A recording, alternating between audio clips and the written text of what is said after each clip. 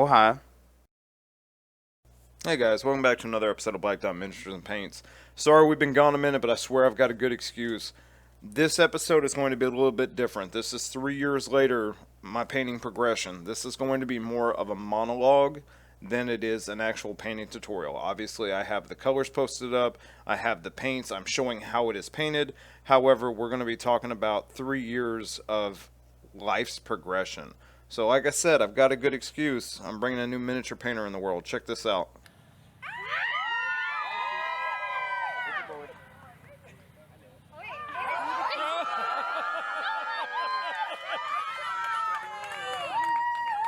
So as you can see, we've been a little busy. We had to plan parties, we had to plan all kinds of events, get things squared away.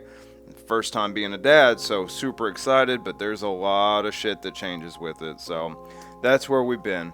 So with this scout, we're starting out with Vallejo Black Primer and just going over top of it, getting him to a nice starting place.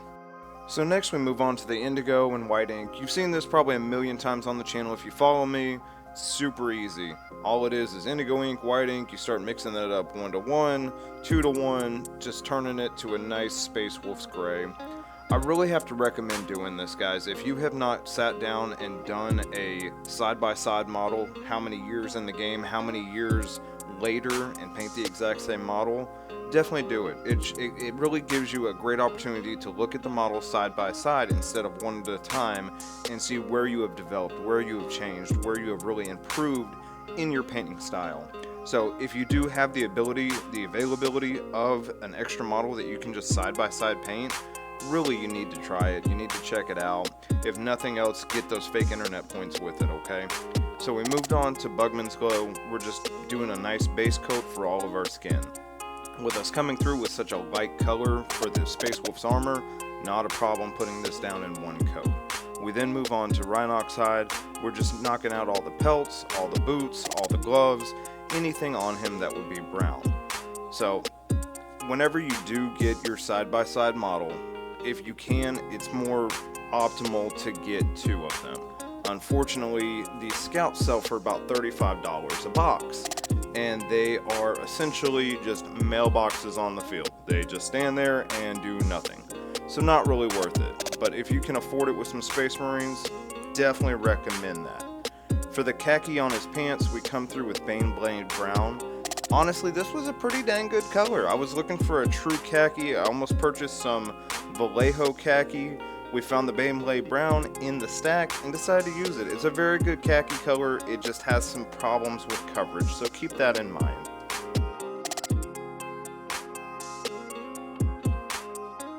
So next we come through with XV88 and we knock out all of our leather stuff, all of our holsters, pouches, stuff like that. So the other thing that we've got going on is we picked up a coordinator spot at a job, coordinating a bunch of security guards, making sure that they arrive on time to their post, to their job. So that's the other thing that's taken a big toll on the schedule. So between the new dad and the schedule situation, to be very direct, we'll get videos out when we can get videos out. I would love to continue the once every week thing and keep that kind of schedule going, but to be 1000% honest, it's impossible unless I just turn in hot garbage to y'all. I could sit there and knock out a video a week, but it would be a Space Marine, space something that I can spend an hour into and then process it, put it up, and y'all deserve better than that. So we worked on this model over the course of about 2-3 weeks, just so we could make sure A, it looks good, but B, I could present y'all with a solid quality piece, especially doing a 3-year side-by-side. So just fair warning, the schedule for the videos will be a little inconsistent.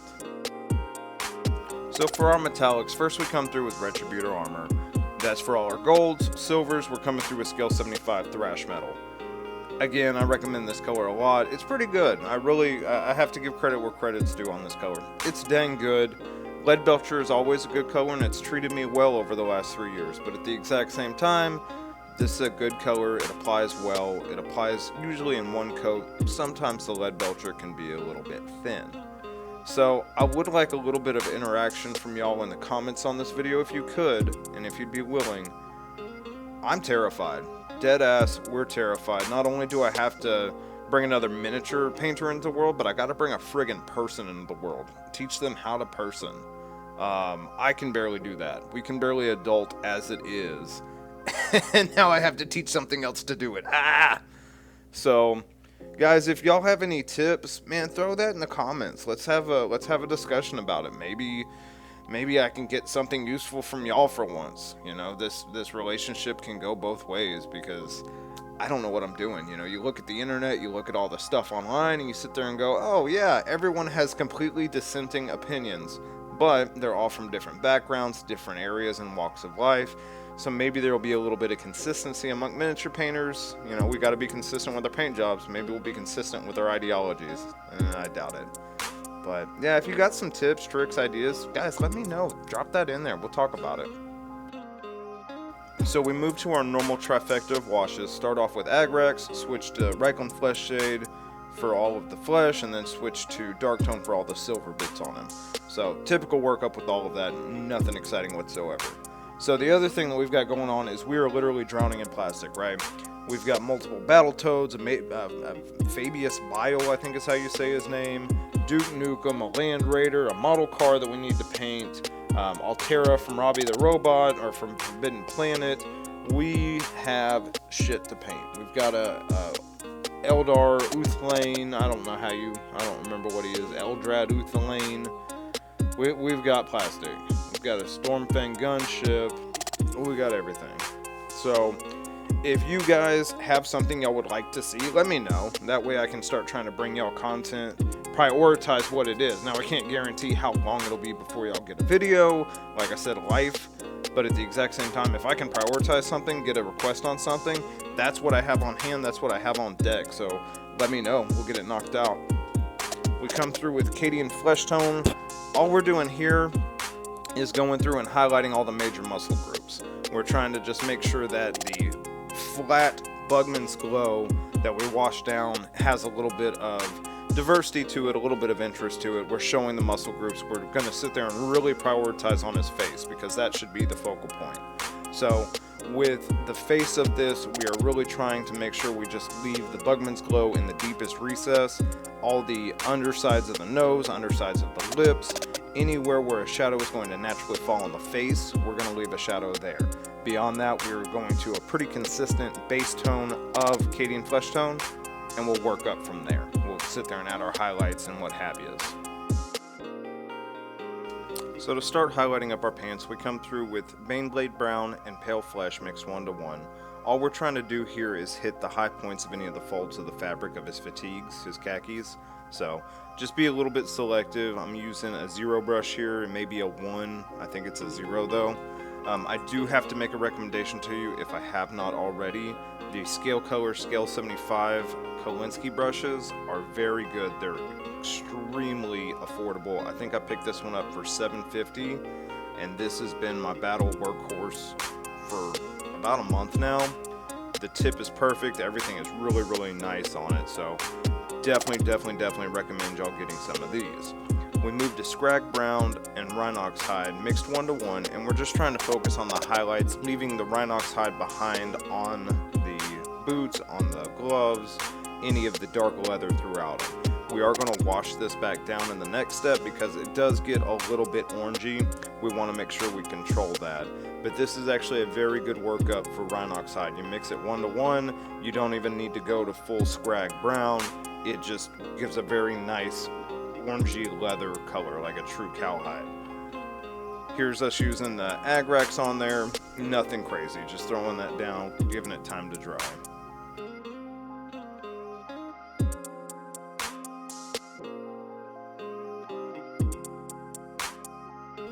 For finishing up the pants, we're coming through with just straight Scale 75 Pale Flesh. Equivalent to this would be Screaming Skull. All we're doing here is going through, laying down a tiny highlight on the very highest peaks of the pants, making sure that they just go as bright as possible at their sharpest point.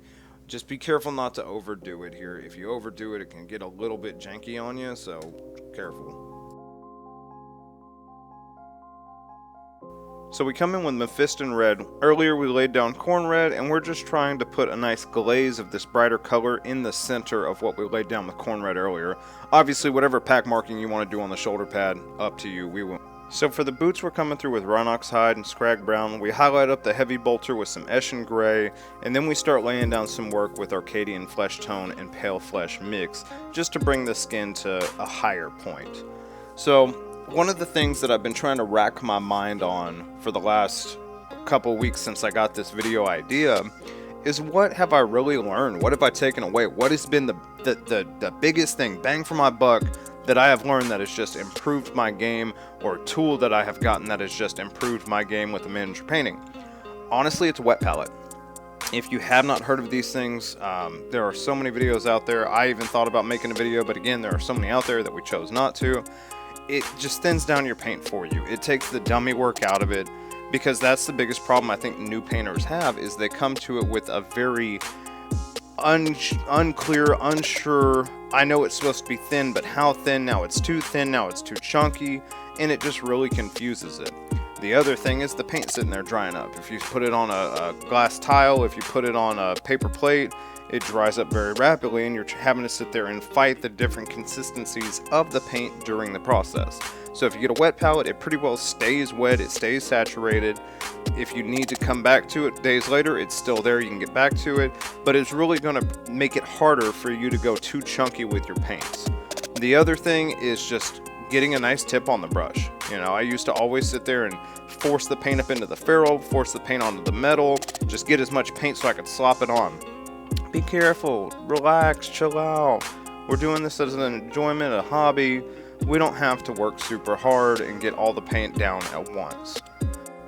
For the metallics, we're coming through with Retributer Armour, Scale 75 Heavy Metal for the silver bits, and then we're going to polish off the leather bits with a mixture of Zadri dust and XV88. So obviously that's my biggest goal behind doing these videos, is to give you guys tips, tricks, share knowledge with you, share things that have really helped me so I can help someone else. You know, it's not about anything otherwise. I'm not a commissioned painter. I'm a hobbyist that said, hey, I've got some decent information, so let's pass this shit along.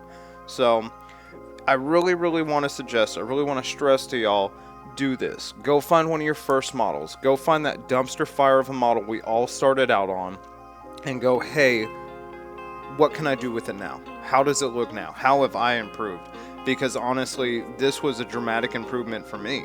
To look at the monotone skin, the freaking just paint splotches everywhere, the black bolter with dry brushed metallic, I mean, it was rough. So here's what we ended up with now. And for contrast, I'll switch back to the other one just so you can have a good side-by-side. They are different camera views, I do apologize for that, but it really does give you the idea. It just kind of shows you what we're looking at and the difference. Guys, do this. Go find your first Space Marine, go find your first Tyranid, whatever it is, whatever you chose with, and do this. I swear to you, it's going to really just boost your confidence. It's going to make you feel good. It's a good feel-good painting, because you can sit there and look side by side and go, holy crap, look at what I came from. Look at this dumpster fire of a freaking model compared to what I'm working with now, what I'm doing now. It's amazing. It's dramatically better. So guys, if you found something useful here, if you just like the story, if you like the conversation, if you like this format we did with the video, let me know. I'm always interested to hear what y'all have to say, what y'all think about things. Again, if you found something useful, like, comment, subscribe, share it to a buddy, and we'll catch y'all next time. Bye for now.